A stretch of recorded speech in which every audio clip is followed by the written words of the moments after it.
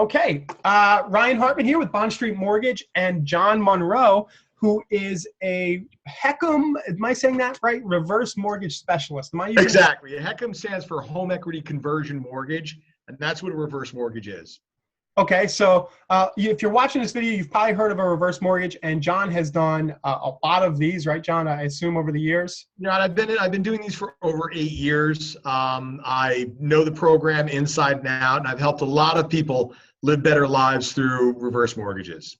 Great. So HECM stands for Home Equity Conversion Mortgage, you just said? Right. And what a reverse mortgage is, very simply, is a home equity line of credit. But it's a very special home equity line of credit, which is backed by the full faith and credit of the federal government. It is available for senior homeowners 62 years of age or older. And what it does, it allows them to borrow against the equity in their home, to stay in their home, to pay their bills, to live better lives, to take care of health care, or do whatever it is that they're looking to use the money for. Great. So I'm just going to run through a few of the finer points. I don't want to keep people too long here, keep you too long. And we'll just talk about a few of the things. So I noticed you've talked about 4 scenarios, ways that people might benefit from a HECM. Sure. As I said, the real big 4 reasons what I see are, number one, people who have existing mortgages and can no longer make their mortgage payments. And when they go to try and refinance their mortgage, they find because they are retired, they're on a fixed income, that they can't refinance their mortgage. What a reverse mortgage does is it eliminates the existing mortgage and therefore eliminates the existing mortgage payment. And that's huge, giving you cash flow. If you're making $1,500 a month mortgage payment right now, and I can get rid of that, that's $18,000 a year in positive cash flow. Another reason people get reverse mortgages has to do with just the cost of living, the cost of paying your taxes, the cost of paying your food bills, and all your expenses. This is a way that people can use the equity in their home to actually help them live a better life and stay in their home. Another way that the home equity conversion mortgage works well has to do with home health care. Mom or dad has had a fall, mom or dad has dementia, and all of a sudden you need someone to come in the house every single day to take care of mom or dad. That's all private pay. Medicare only pays for the first 120 days of that, and then the rest of it is private care. This is a way, and so if you have someone coming in 9 to 5 every single day, even if they're the nicest person in the world, you're still looking at $5 to $6 grand a month. That's $60,000 to $72,000 a year. Where's that money going to come from? You can use the equity in your home to pay for that and set up the home as a very safe place for mom and dad to stay. They're within familiar surroundings, and aging in place is a big keyword right now. They find out that people live better lives and have healthier lives when they're able to age in place. And then the 4th reason people use a HECM is actually to purchase a new home. You can use a reverse mortgage to purchase a new property, which is a very, very interesting transition, which if we have time, we'll get into because it is a little bit intensive. Okay, so quick question that comes to my mind. Can you purchase a second home and keep the original, or does it have to be a primary? Right. This is an FHA mortgage, so it has to be a primary residence. You have to live there. Okay. It has to be owner occupied. Okay, great. So what's the eligibility? Like, who qualifies for a HECM? Sure.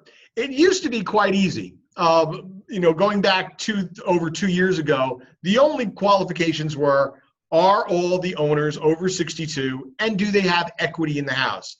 Meaning that number's about 50%. If you're going to look at your mortgage bill, is it about 50% of what you think the home would go for? And that used to be the only eligibility. About 2 years ago, the federal government changed all the rules, and now there are income qualifications. We are going to look at your sources of income. We are going to look at your debt. We are going to look at your credit history, particularly your history in paying your property taxes. And this all goes into the loan. In a lot of cases, I'll be able to get you the loan with some restrictions. In some cases, I won't be able to do the loan, but most people do qualify, and it really is on a case-by-case basis. But the biggest thing is homeowners have to be over 62. Now, if one of the homeowners is over 62 and the other one is under 62, you can still do the loan. Okay, so one resident. Right. Okay. One homeowner. And then how much equity now does the property need to have? I would say it has to have at least 50% in equity. So that means the mortgage is halfway paid off? Right, exactly. If you have a mortgage or a home equity line of credit balance, which is under 50% of what you think your home is worth, then yeah, we can do the loan. We have to get rid of the mortgage. We have to pay off the mortgage. We have to pay off the home equity line of credit because we have to become first lien holder. We have to be in first position. But the good news about that is, as I said before, we eliminate the mortgage payment. Okay. Another question coming to my mind that I don't think I have here. What are the rates typically? Are these standard? There are a couple of different programs, so the rates vary. There is a fixed rate and there's an adjustable rate, but those programs are incredibly different than just one being fixed and one being adjustable. The rates are very low. They're based on LIBOR, so the indexes are very, very low, and in most cases, the rate that you pay is going to be lower than a conventional mortgage and certainly lower than a home equity line of credit. Great. Okay. Didn't know that. All right. So typically lower than a conventional mortgage. Okay. Definitely say lower than a HELOC. Because that's more true than anything else. Okay. So it's a better alternative than just doing a regular HELOC. Yeah, it's a better alternative than either of those because one, you have to qualify for those mortgages. They're going to look at your income and they're going to look at your ability to repay the mortgage. And number two, you have to make payments. In a reverse mortgage, there are no payments. This is a loan that as long as the senior homeowners are living in the home, they never have to pay this back. Okay, and the qualification is a little easier than a conventional, is what you're saying. Well, yeah, the qualification is easier than a convention. You're more they realize that seniors are on fixed incomes, and they're not going to look to see if they can make a $2,000 payment a month. That's not the reason behind the loan. Gotcha. Okay, so less stringent underwriting and all the stress that a lot of the people watching this might have gone through when they originally got their first mortgage. The process might be a little more stress-free here. Exactly. All right. Another big point is ownership is maintained. You keep your house, right? Ownership is maintained. It is always your house. We never take the house. And the reason why I stress that is the first time that I go sit down with a couple at their kitchen table, usually the first thing I hear is, "Oh, my hairdresser told me don't do this. Take your house." It's not true. We never take the house. We don't put our name on title. We don't enter into any appreciation contracts. The home is always yours, and you can do whatever you want with it. You can will it to whomever you want. You can sell it anytime you want to. If the town allows, you could put additions on the house. It is always your house. Okay. So yeah, I've heard the same thing. I brought this up to family members of mine, and they're like, "You're crazy. They're going to take my house." And I had to explain. So, so yeah. Okay. Ownership is maintained.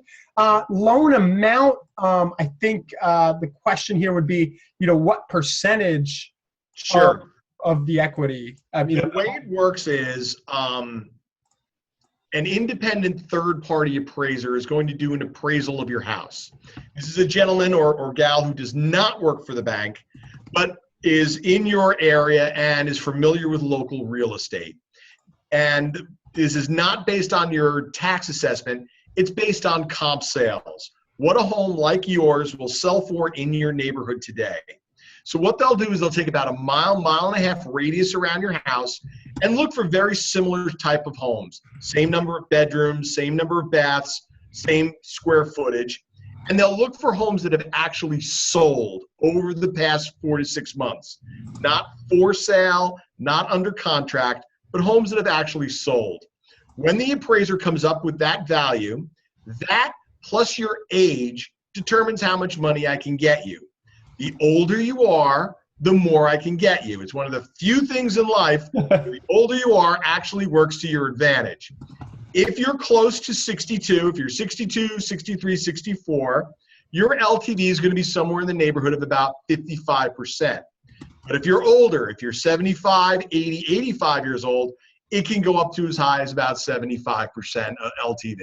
All right, so LTV means loan to value. So if your house is Right. worth It means the amount of money that I can get you on the loan. so so if your house is worth 100,000, just for simple math, if at the best you can borrow up to 75,000. Right. And that money goes into a line of credit, which is really nice because you are only charged interest on what you use. So in this scenario, your home's worth $100,000. I'm able to get you 75, but you only want to use $20,000 to fix the roof on the garage and repave the driveway. Well, that's fine. That means that during the life of the loan, that's all you're going to be charged interest on is that $20,000. And when it comes time to repay the loan, all you have to pay back is what you've used plus interest. The amount of remainder of money in the line of credit, you don't lose it. It just goes back into the house, and your heirs, whoever's repaying the loan, only has to repay the loan balance. And that's a big advantage because that saves you a lot of money in interest charges. Right. So if this could be looked at as maybe a rainy day fund. So maybe somebody's watching us now. Absolutely. They don't quite need the money. Right. It is something that I stress with financial advisors and the children is that it's always great to get that set up early. And here's the reason why. Here's the greatest hidden secret of a reverse mortgage that nobody ever talks about. Your line of credit actually has a growth rate attached to it. Okay. Your line of credit will increase in value. It acts like interest, but it's not interest because interest is taxable and everything in the reverse mortgage is tax-free. Doesn't affect your Social Security, doesn't affect your Medicare, doesn't affect any prescription pad programs you may be on, any utility programs you may be on. No one ever need know that you have the reverse mortgage. But your line of credit has a growth rate attached to it. And right now, that growth rate is somewhere in the neighborhood of about 5% tax-free. So think about that for a second. Your money's completely liquid and growing at 5% tax-free. There's not another investment on the planet that does that. So why? Why does this program do this? The federal government said they didn't want to see seniors run out of money in their reverse mortgage. So the older you get, the more of the equity is being freed up out of the house.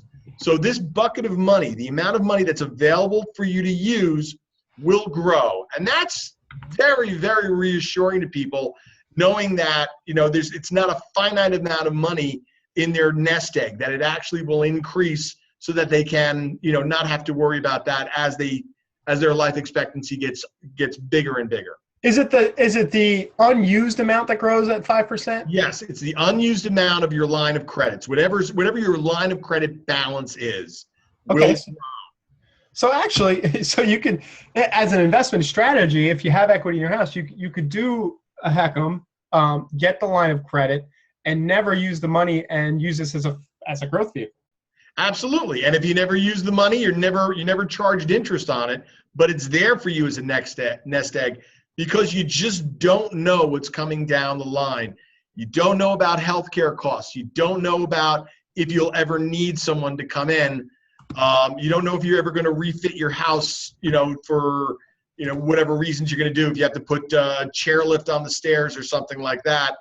And, building this nest egg early enough will be there for you if you need it in future years. Wonderful. Okay. How is the money received once you've done your thing, John, and you've processed the loan, but whatever you do? Very good. You can take your money a lot of different ways. You can take it as a lump sum. You can leave it in the line of credit and just let it grow. You could take monthly income, and I can even give you guaranteed monthly income for the rest of your life. You will never ever outlive the guaranteed monthly income. But it really all depends upon what your needs are. Really, the only restriction that was put in by the federal government, and this was put in 2 years ago as well, and I actually think it's a very good restriction, is in the first year, you can only use 60% of the proceeds. Okay. Meaning, of that $75,000, if you wanted a lump sum in the first year, you could only use 60% of that, roughly about $40,000. And then after 1 year, you could use the rest. So there's a lot of different options. And the best thing of all is you can change those options up at any time. If you're getting monthly income and all of a sudden you need $10,000 for home repairs or something, and it's there, you can access it. So this is something, again, which can change and be very fluid. How is that monthly income calculated? It almost seems too good to be true. You know, it can go on forever. Right. Well, it's based on an actuarial table. You know, and it depends upon, you know, how many months they think that, you know, your life expectancy is going to be, and they'll put a dollar amount on that. And if you outlive the actuarial table, they're not going to cut off the income. Okay. Now, if I'm saying to you, I can give you guaranteed incomes of $1,500 a month, but you want $2,000 a month, well, I can give you $2,000 a month, but those benefits would eventually run out. So it really, again, is based upon what the needs and goals of the senior are. That's the thing that really you should, that's the thing I need to sit down and really discuss that and formulate a plan that meets those needs and goals. Gotcha. So that number can be set at the time of the loan, and somebody can have a lot of security knowing that this money's coming in every month. Exactly. Okay. And then the children will have a lot of security knowing that this is coming in, and it can be direct deposited right into your bank account like your Social Security checks. Gotcha. Okay, so I have a few more slides, but we may have covered common use of proceeds. We can just go over that again. What do people typically do that you've seen? Sure. And the thing is that I've been doing this for 8 years, and every loan is different. It is everything from, like I said, getting rid of a mortgage, having extra monthly income, home health care costs. People use it to help their grandchildren. A lot of people use it to help their children. Some people do it to buy investment property. Some people do it. I had one guy who did it because he loved antique cars and bought a 1956 Oldsmobile Rocket 88 so he could enjoy his golden years driving around in car shows. So it's all different, and there are no restrictions. The money is yours. The money is the seniors. You can really do whatever you want with it. Gotcha. Okay. So I can start to see why family members might be against this. And it's not a pleasant thing to talk about, but I guess family members see this as eating into the inheritance. Exactly. I mean, that is really the biggest objection of all, is that, you know, this is a house. It's not an investment. And I understand that there's an emotional factor to this, and I really do understand that. But the thing about it is, I always tell people, is if this were a bond and not a house, would you think twice about cashing it in so you can enjoy your golden years? Yes, you're eating away at the kids' inheritance, but I'm telling you, about 8 times out of 10, the kids don't care. The kids have their own houses. They have their own lives. They just want mom and dad taken care of. And aging in place is a very, very big factor. And let's talk about that for a second. What are your options? You can age in place, or you could sell the home and then go live somewhere else. Well, you sell the home. How long have you been in the house for? 30, 40 years? You've now got to clean that out. And now you're going to go live in an apartment, go live someplace where you don't know, and you have to pay rent. And if you're going to go live someplace nice, the rent is going to be somewhat expensive. It can actually be much cheaper, much safer, and certainly much more familiar to stay in place, if that's what the senior wants to do. The reverse mortgage is a long-term solution. It is for someone who wants to retire and stay in their home. They like their house. They like their community. If people say to me, John, well, we're going to sell the house and move in 2 years, then this is not the answer for you, because the cost of the loan, you know, it'll become very expensive. But if you stay in the house 3 years or longer, there's not a cheaper way that you can use money. Great. So that's about all the things I had, but you're the expert. John, tell me, is there anything else we didn't touch upon that you'd like to make sure people know about, or how can they get a hold of you if they have questions? Well, you can certainly get a hold of me a number of ways. You can call me. My telephone number is 201-470-8112, or you can email me at jmonroe, no dots, no spaces, at BST, that's Boy Sam Thomas, loans, that's plural.com. I'd be happy to run scenarios free of charge. I'll be happy to speak with anyone anytime about it. And I do want the entire family members involved in the conversation. I'll talk to your kids. I'll talk to your lawyer. I'll talk to your minister. And obviously the decision has to be made is yours. I can tell you what reverse mortgages are and what they're not, and I'll be happy to explain them to you, warts and all. This program was put in place 25 years ago to protect seniors who've worked their whole lives and own their homes and can't afford to stay there because they can't afford the taxes anymore. This was the government not necessarily being benevolent, but protecting the housing market because seniors are great for a community. They have disposable income. They're not a strain on the tax base. And by keeping seniors in the home, they keep the home prices rising. So it's a great program. Is it for everyone? Not necessarily. But as I said, in 8 years, I've helped a lot of people live better lives. Great. Thanks a lot, John. I'll make sure that people can find your phone number and the email address to contact you somewhere near this video. And thank you for everybody who's been watching this recording about reverse mortgage HECM HECM loans today. Thanks, John. Thank you very much, Ryan. I look forward to talking to anybody. All right.